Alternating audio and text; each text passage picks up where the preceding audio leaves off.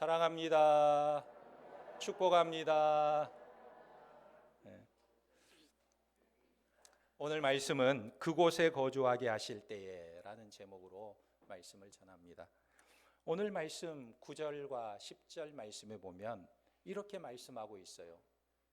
너희가 너희 하나님 여호와께서 주시는 안식과 기업에 아직은 이르지 못하였거니와 너희가 요단을 건너 너희 하나님 여호와께서 너희에게 기업으로 주시는 땅에 거주하게 될 때, 또는 여호와께서 너희에게 너희 주위의 모든 대적을 이기게 하시고 너희에게 안식을 주사 너희를 평안히 거주하게 하실 그때에, 이렇게 말하고 있어요.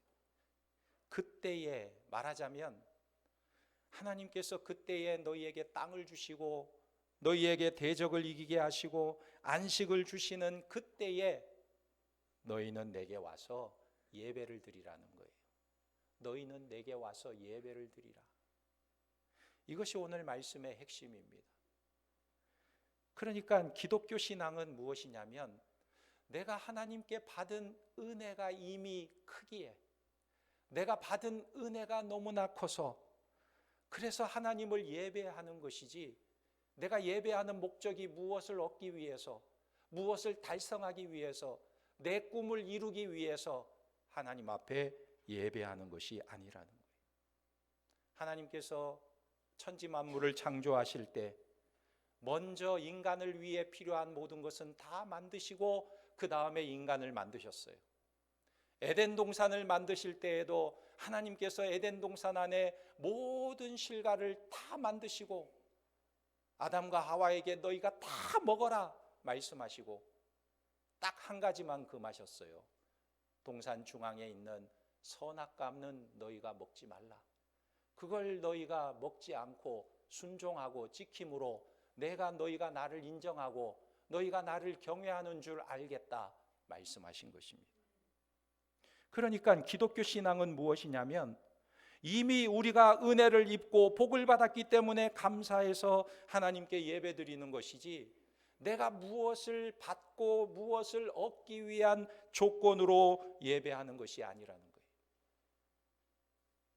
내가 무엇을 갖다 드리면 하나님께서 내가 원하는 것을 해주시겠지, 이런 마음으로 하나님께 예배드리고 이런 마음으로 무엇인가를 가져온다면 그것은 마치 미신을 숭배하는 것과 같은 거예요. 우상을 숭배하는 것과 같은 거예요. 내 목적을 이루기 위해서 신을 찾는 거예요. 우리가 예배를 드리고 일상생활에서 하나님을 높이고 자비를 베풀어서 하나님의 영광을 드러내는 이 모든 일은 조건이 아니고 내가 받은 은혜의 특권으로 인해서 감사함으로 하나님께 예배하는 모습이라는 것입니다. 그래서 오늘 말씀 8절에 보면요, 모세가 이렇게 말하고 있어요. 여기에서와 거기에서를 대조해서 말하고 있는데, 우리가 오늘 여기에서는 각기 소견대로 하였거니와 너희가 거기에서는 그렇게 하지 말지니라 그랬어요. 말하자면 무엇입니까? 믿는 사람들이요, 경우도 없고 상식도 없고 교양도 없고 양보도 없고 융통성도 없고 누구를 살려내기 위한 너그러움도 없이 마치 세상 사람들이 자기 욕심을 위해서라면 무엇이든지 하는 그런 모습과 똑같이 살면서 기독교라는 이름만 갖다 붙이면 안 된다는 거예요. 세상 사람들과 똑같이 살면서 기독교인이다 이렇게 말해서는 안 된다는 거예요. 세상이 우상을 섬기면서 자기 마음대로 살고 세상에서 힘이 되는 권력과 재물을 위해서라면 무슨 일이든지 하는 것과 다를 바 없이 살면 안 된다는 거예요. 하나님을 섬긴다면서도 그 생활이나 인격이나 성품에 있어서 하나도 다를 것이 없으면 그것은 예수 믿는 사람이 아니라는 거예요. 하나님의 백성이 아니라는 거예요. 한간에 예수 믿는 사람들이 다른 것이 딱 세 가지가 있다고 합니다. 예수 믿는 사람들이 다른 모습이 뭘까요? 첫째, 식사할 때 기도하더라는 거예요. 밥 먹을 때 기도하더라. 요즘은 기도도 안 해. 예수 믿는 게 창피해갖고 기도도 안 해. 또 하나는 십자가를 걸고 다닌대요. 십자가. 십자가 목걸이를 하든지 십자가 반지를 하든지 십자가를 차에다 걸든지 십자가를 그렇게 달고 다닌대요. 또 하나는 남자들 특히 자동차에 물고기 표시를 붙이고 다닌다는 거예요. 물고기 표시, 옛날에 많이 그렇게 했죠. 예전에 있었던 이야기인데 어떤 사람이 차를 타고 가다가 빨간불이 켜져서 신호를 대기하고 서 있는데 앞차를 이렇게 보니까 이런 문구가 있었어요.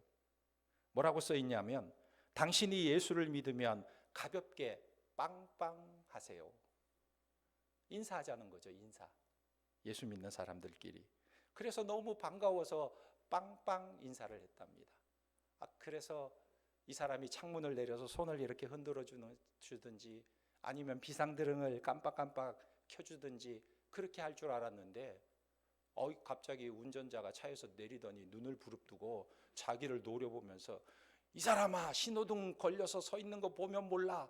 왜 뒤에서 빵빵거려?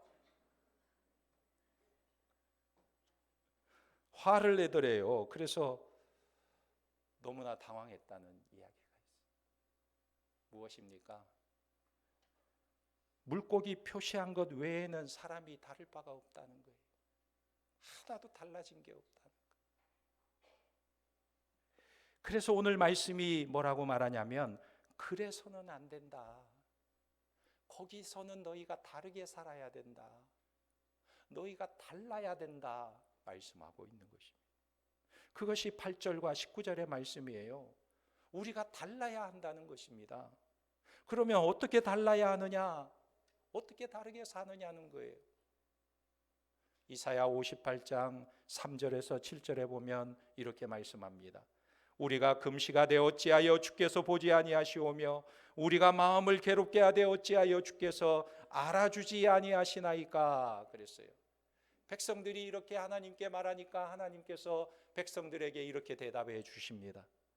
보라, 너희가 금식하는 날에 오락을 구하며 온갖 일을 시키는도다.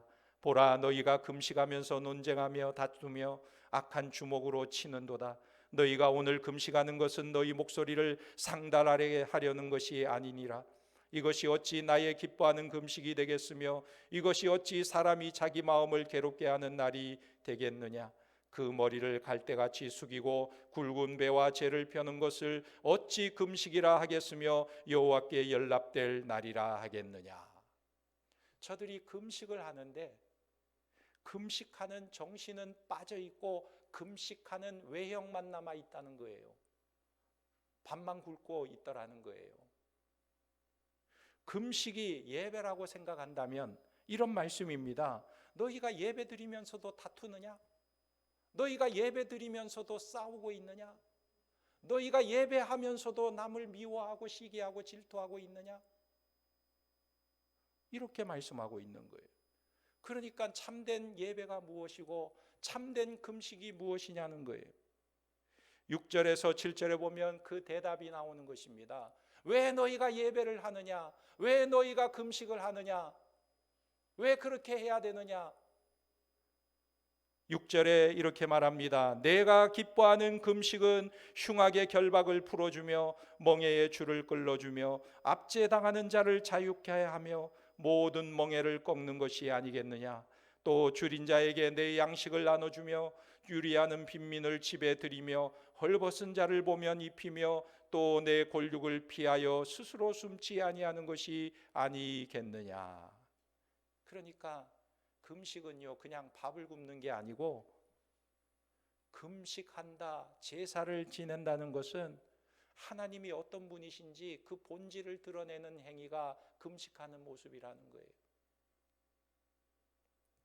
그런데 금식이 하나의 어떤 규칙이 되어가지고 그것을 잘 지키면 신앙이 좋고 그것을 지키지 않으면 신앙이 좋지 못하다는 것으로 변질돼 버리면 그것은 바로 죽은 금식이라는 거예요.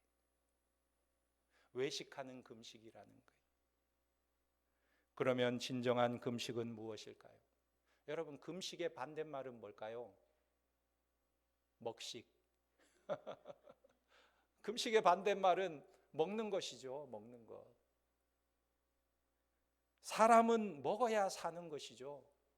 먹어야 힘이 나는 것이죠. 그런데 사람이 먹지 않고 금식을 한다는 것은 무엇입니까? 나는 먹어야 사는 존재인데 내가 먹지 않는다는 것은 지금부터 내가 하는 일은 그 힘의 근원이 나에게 있지 않고 하나님께 있습니다. 이것을 고백하는 것이라는 거예요. 그래서 우리는 언제 금식해야 되냐면 하나님의 강력한 개입이 필요할 때, 하나님의 크신 은총과 능력이 필요할 때 금식하는 거예요. 금식을 해서 하나님의 마음을 움직여 내 목적을 이루고자 하는 것이 아니라, 금식함으로 이것은 내 힘으로는 도저히 불가능한 일입니다, 하나님만이 하실 수 있는 일입니다 라고 하나님께 기도하면서 하나님의 은혜를 구하는 것이 바로 금식 기도라는 거예요. 그렇게 하나님께 금식에서 구하는 것이 무엇이냐면 내 안에 없는 것들을 구하는 거예요. 내 안에 없는 것들, 내 안에서 스스로 우러나오지 못하는 것들, 의로움과 거룩함과 자비함과 긍휼과 사랑, 이것이 내 안에 없기 때문에 그것을 하나님 앞에 구하는 것이 금식이라는 거예요. 그래서 금식을 해서 내 소원을 이루는 것이 아니라 생명과 거룩과 사랑과 긍휼과 자비를 위해서 하나님의 힘을 필요로 하기에 금식하는 것입니다. 하나님 도와주세요. 하나님 나에게 이런 것을 주세요. 그런데 성경이 뭐라고 말하냐면 너희가 금식을 하면서 왜 논쟁하느냐 묻고 있는 거예요. 너희가 금식한다면서 왜 다투고 왜 싸우고 있느냐 묻고 있는 것입니다. 너희는 도대체 무엇을 구하고 있느냐? 무엇을 도와달라고 너희는 구하고 있느냐? 네가 다른 사람을 때리려고 할 때 너의 주먹에 힘이 있게 해달라고 구하는 것이냐? 네가 남들보다 좀 앞서가고 네가 남들을 이겨먹기 위해서 나의 도움이 좀 필요한 것이냐? 묻고 있는 거예요. 여러분, 금식이 무엇입니까? 따라서 한번 해보세요. 금식은 내 속에 없는 것을 구하는 것이다. 예, 내 안에 없는 것, 내 안에 없는 것, 그것을 구하는 거예요. 그게 무엇입니까? 6절 이하의 말씀인데 흉악의 결박을 풀어주고 멍에의 줄을 끌어주며 압제당하는 자를 자유케 하며 모든 멍에를 꺾는 것과 줄인 자에게 내 식물을 나눠주며, 줄인 자에게 내 식물을 나눠주는 게 너무너무 힘들어. 유리하는 자에게 빈민을 내 집에 들이며, 이것도 너무너무 어려운 문제. 벗은 자를 보면 입히고 내 골육을 피하여 스스로 숨지 아니하는 것. 말하자면요, 하나님의 속성인 자비와 긍휼과 은혜 베푸는 삶을 구하는 것이 금식하는 것이다. 우리가 하나님의 백성이라면, 우리가 하나님의 사람이라면 하나님의 성품을 담기 위해 하나님께 구하는 거예요.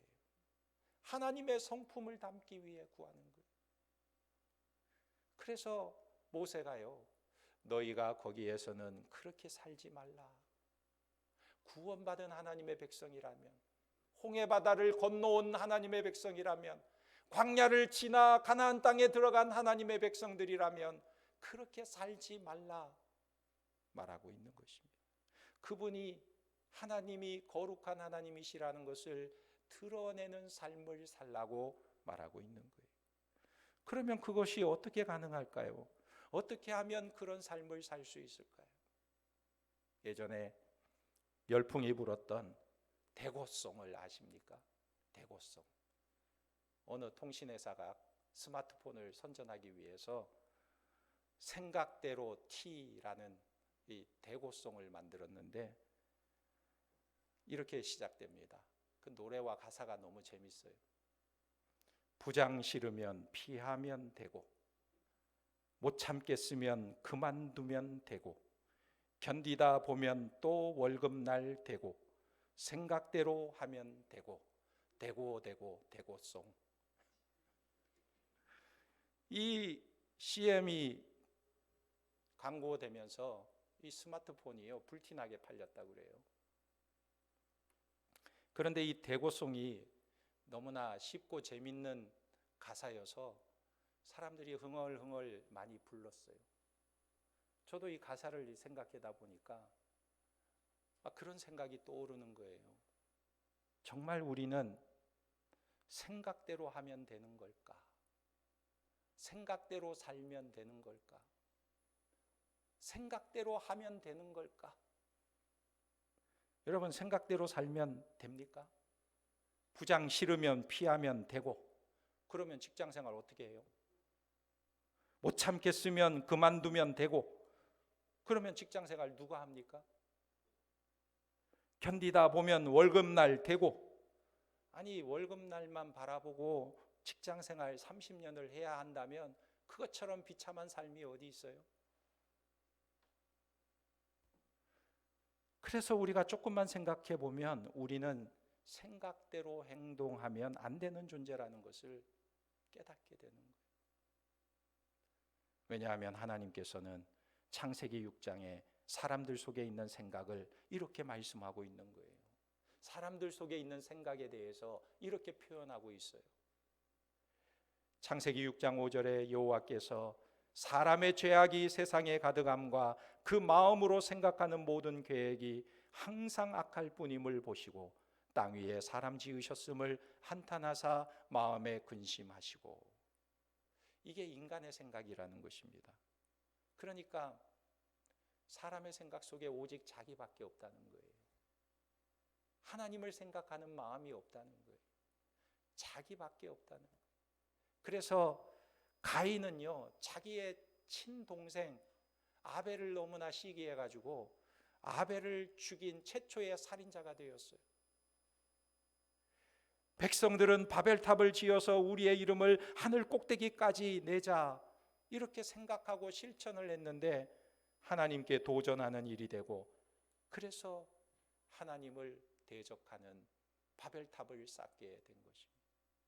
그러니까 사람이 생각하고 행동하는 모습을 보면요, 늘 자기 중심이에요.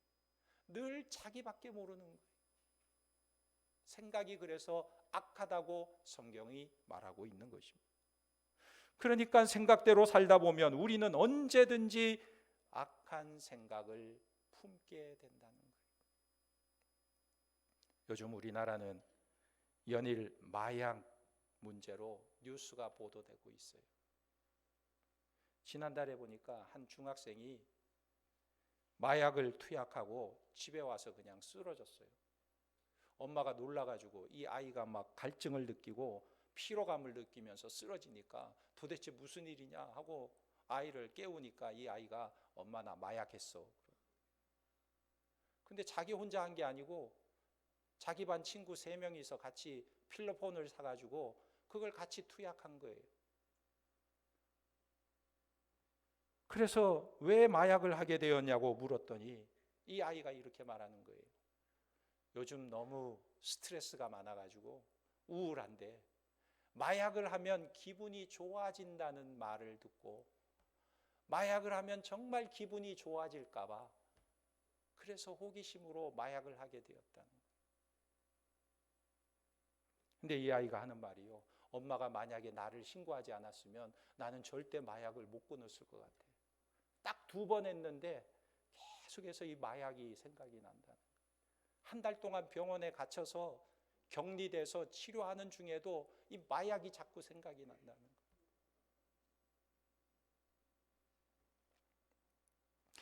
사람이 자기 생각을 조절하지 못하고 그대로 행동하면 악한 길로 빠지기 쉽고 깊은 늪에 빠지기가 쉬운 거예요. 그래서 잠언 4장 23절은 무릇 지킬 만한 것보다 더욱 내 마음을 지키라. 생명의 근원이 이에서 남이니라. 오늘 말씀 8절에도 보면 우리가 오늘 여기에서는 각기 소견대로 생각대로 하였거니와 너희가 거기에서는 그렇게 하지 말지니라 그랬어요. 여기에서라는 말은 그들이 아직 지금 광야에 있다는 거예요. 이 광야의 삶의 특징이 무엇이냐면 불안에 연속된 삶이라는 거예요. 광야길. 불안하다는 거예요. 미래에 대해서 불투명한 거예요.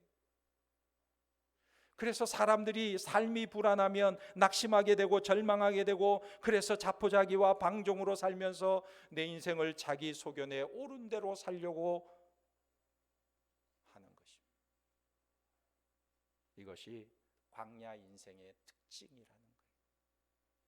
내 감정이 움직이는 대로 살고 내 오감을 만족시키는 대로 사는 것이 행복이라는 거짓말에 노출된 것이 바로 광야 생활이라는 거예요. 여러분, 이 사회를 보면요, 지식인들도요, 상담을 받고 슈퍼바이저에게 상담받고 올라가다 보면 마지막에는 세상 학문이 뭐라고 말하냐면 쾌락을 즐기라고 그래요. 쾌락을 즐기라. 감정대로 살아라, 이렇게 말해요. 치료할 방법이 없는 거예요.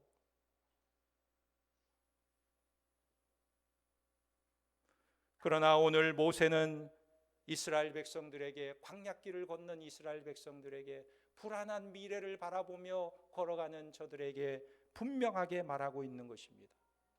너희가 거기 들어가서는 그렇게 살지 말라 말하고 있는 거예요. 너희가 가나안 땅에 들어가서는 그렇게 살지 말라. 어떻게 생각대로 살지 말고 그렇게 살지 말라는 거예요. 그러면 어떻게 살아야 되느냐? 내 생각대로 살지 않고 하나님의 말씀 따라 살라고 말하고 있는 거예요. 할렐루야. 말씀 따라 사는 자들이 되기를 주님의 이름으로 축원합니다. 그러니까 가나안 땅에서 사는 사람들의 최대의 특징이 무엇이냐면 하나님의 말씀 따라 산다는 거예요. 여러분, 예수 믿는 사람의 특징은 무엇일까요? 말씀 따라 사는 게 특징이어야 하는 거예요. 주일날 교회 가고 교회 문화 생활 속에서 그냥 지내는 그 정도가 크리스찬이 아니에요. 말씀 따라 사는 자들의 특징이 그리스도인이어야 하는 거예요. 그래서 어떻습니까? 부장이 싫으면 어떻게 해야 될까요?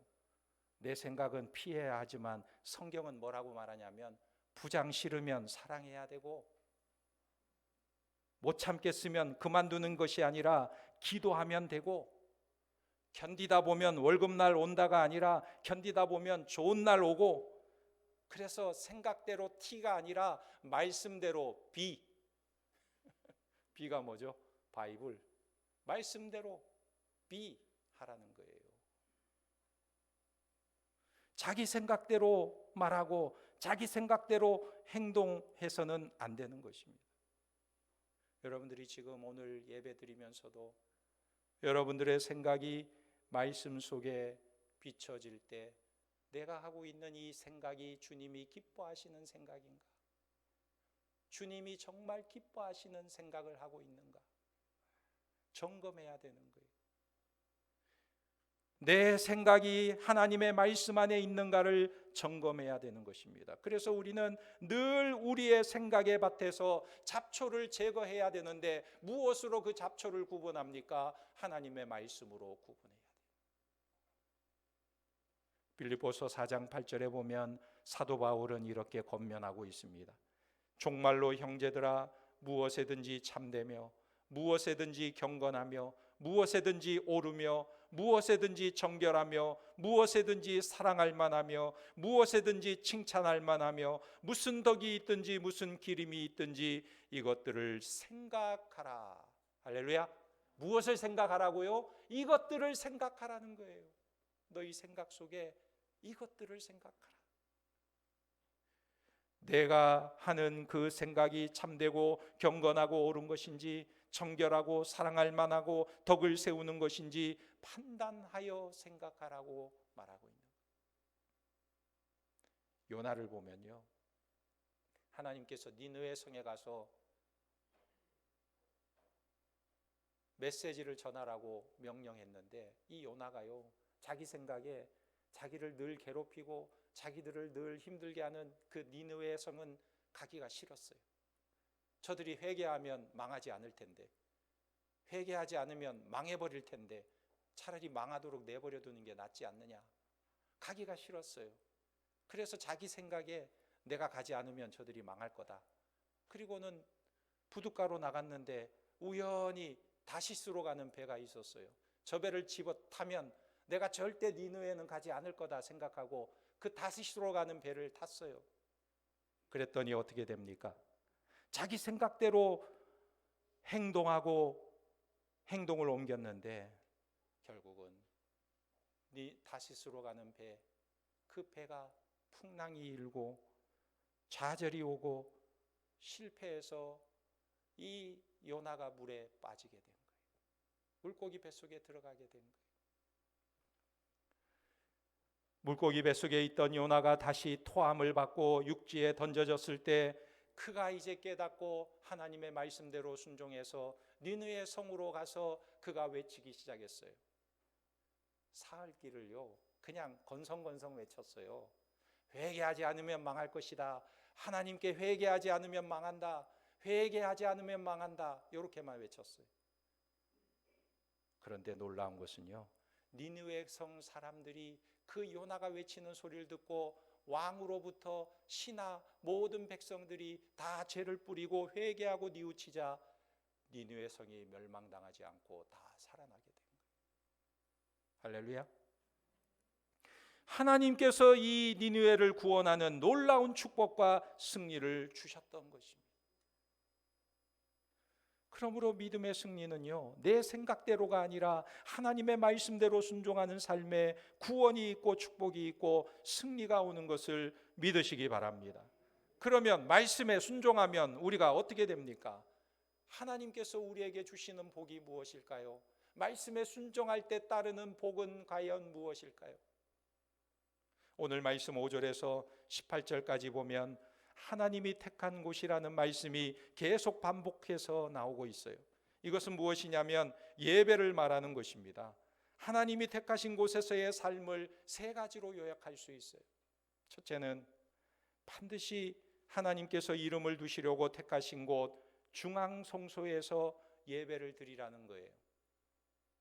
하나님이 택하신 곳에서 그 한 장소에서 예배를 드리라는 겁니다. 왜냐하면 이스라엘 백성들이 가나안 땅에 들어간 이후로 세겜이나 베델, 길갈, 실로 같은 곳에서 예배를 드렸는데 이것을 방치하게 되면 그곳이 우상 숭배의 장소가 되기가 쉽기 때문에, 그래서 이 모든 것을 폐지하고 중앙성소로 모여라 말씀하고 있는 거예요. 그리고 두 번째는 그때 드리는 예배가 7가지라는 겁니다.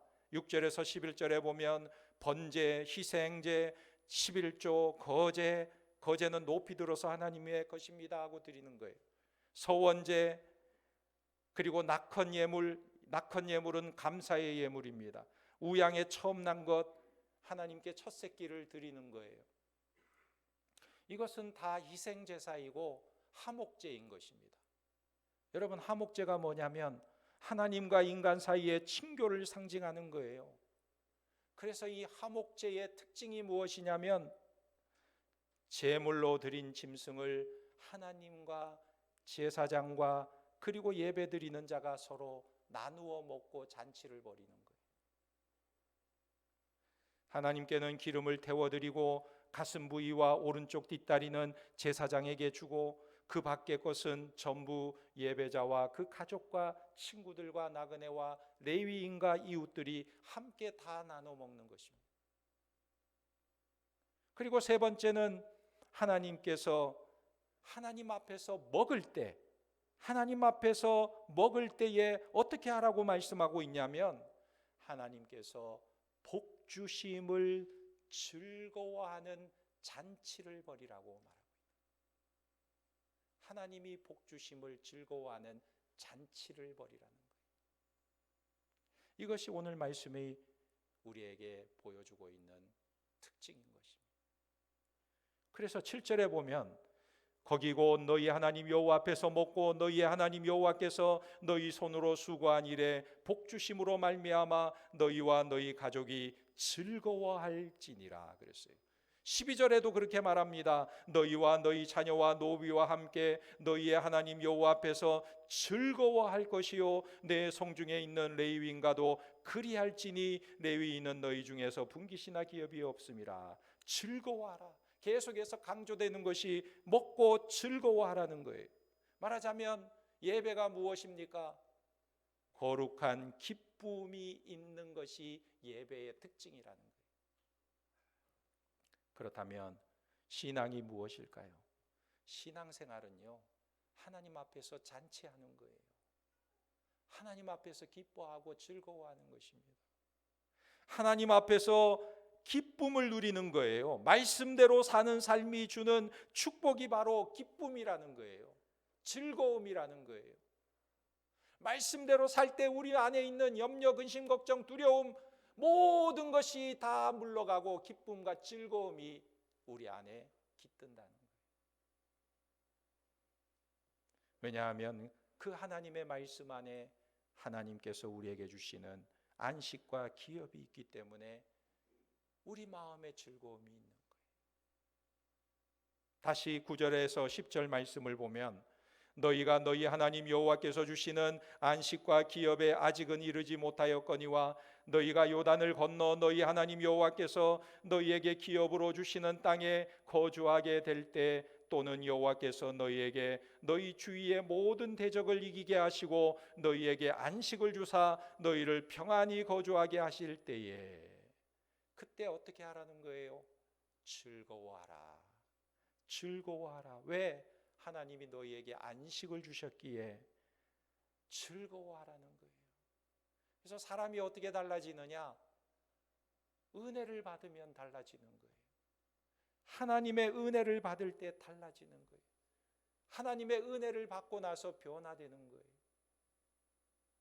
20세기 초반에 인도에서 사역한 스탠리 존스라는 미국 선교사가 있었는데 이 사람은 간디, 네루와 친분이 두터운 사람이었습니다. 이 두 사람들이 이 선교사를 존경할 정도로 이 사람이 아주 인도에서 모범적인 선교를 했어요. 그가 인도에 선교를 하면서 적합한 방법을 찾던 중에 힌두어로 은신처라는 뜻을 가진 에시람 공동체 운동을 벌였다고 합니다. 우리나라 예수원과 비슷한 그런 공동체인데 아침에 일찍 일어나서 매일 아침 말씀 묵상을 하고 그리고 하루 일과 중에 육체 노동을 하게 되고 저녁이 되면 그룹 토의를 함께 하는데 그런데 일주일에 딱 하루만큼은 완벽한 침묵의 시간을 갖게 된다고 합니다. 그래서 침묵의 시간을 갖기 위해서 노동도 하지 않고 토의도 하지 않고 오직 하나님 말씀만 붙잡고 묵상하고 기도하고 말씀 붙잡고 묵상하고 기도하고 이것을 위해 하루 종일 시간을 보낸다 그래요. 왜냐하면 스탠리 존스의 생각은 오직 말씀만이 사람을 변화시키기 때문에 말씀을 붙잡고 말씀을 묵상할 때 매춘부를 변화시켜 자비의 천사가 되게 하고 오직 말씀을 붙들고 말씀을 묵상할 때 거지와 술주정뱅이가 변화되어 멀쩡한 사람이 되고 변한다는 거예요. 그래서 그렇게 말씀을 묵상하고 기도하는 시간을 가졌더니 정말 놀라운 일이 일어나기 시작했습니다. 이 묵상의 시간들을 통해서 하루 종일 말하지 않고 말씀을 묵상하고 기도하는 시간을 갖게 되자 이 사람들의 본성이 바뀌기 시작하더래요. 저들 속에 있는 분노심이 가라앉고요, 불같은 성격이 고쳐지고 난폭한 성격이 변화되고 부정적인 생각들이 바꿔지기 시작하는 것입니다. 불신하고 의심하던 말버릇이 변화되기 시작하더라는 거예요. 말씀 속에 자기의 모습을 비춰보고 거기서 하나님이 주시는 안식을 찾게 되자 저들이 변화되기 시작하더라는 거예요. 그래서 마치 먹이를 움켜쥔 사자처럼 하나님이 주시는 말씀을 움켜쥐고 울부짖음으로 이 불안하고 혼란한 시대 속에 말씀 붙잡고 헤쳐나가는 힘을 공급받더라는 거예요. 여러분, 하나님의 말씀 속에서 내 마음에 새 비전이 생기고 하나님의 말씀 속에서 내가 흔들고 가야 할 깃발이 생기고 하나님 말씀 속에서 영원한 가치를 발견한 그런 꿈과 비전이 있는 자들이 되기를 주님의 이름으로 축원합니다. 오늘 본문의 모세는요, 가나안 땅이라는 미지의 세계를 눈앞에 두고 불안해하는 이스라엘 백성들에게 하나님이 주시는 안식과 기업을 말씀 속에서 하나님 앞에서 찾으라고 강조하고 있는 거예요. 여러분들도 미래의 불안, 앞날의 모든 문제들, 하나님의 말씀 속에서 하나님이 주시는 축복과 하나님이 주시는 안식과 기업 속에서 찾고 헤쳐나가는 힘을 얻게 되기를 예수님의 이름으로 축원합니다. 아멘. 기도하겠습니다. 하나님 아버지, 감사합니다. 하나님이 택하신 그곳 예수 그리스도 안에서 우리에게 얼마나 놀랍고 풍성한 은혜와 복을 주셨는지 맛보고 깨닫고 즐거워하는 하나님의 백성들이 다 되게 하시고, 하나님의 말씀이 우리의 깃발이 되게 하시고, 그 말씀이 우리의 영원한 가치가 되게 하셔서 말씀으로 세상과 다른 삶을 살면서, 그러면서도 당당하게 살며 하나님의 자녀됨을 세상에 드러내며 하나님의 거룩하심을 나타내는 하나님의 백성들이 다 되게 도와주시옵소서. 예수님의 이름으로 기도하옵나이다.